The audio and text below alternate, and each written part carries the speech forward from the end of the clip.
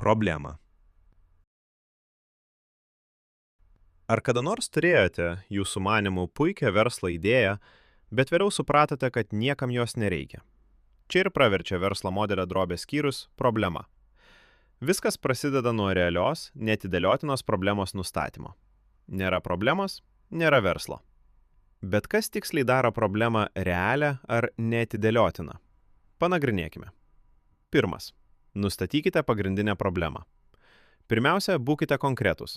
Vietoj to, kad sakytumėte, žmonės sunkiai randa gerų restoranų, pabandykite taip.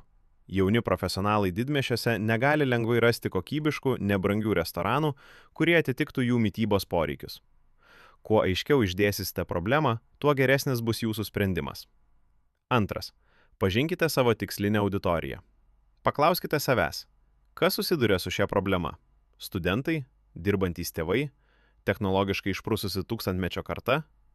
Supratimas, kokį gyvenimo būdą renkasi jūsų auditorija ir su kokiais iššūkiais jį susiduria, padės jums įsitikinti, kad problema verta sprendimo ir kad jūsų idėja tikrai svarbi. Trečias. Surinkite įrodymus. Nesikliaukite vien spėjimais, pagrįskite savo nuomonę. Atlikite apklausas, patikrinkite rinkos tyrimus arba netgi tiesiogiai pasikalbėkite su žmonėmis.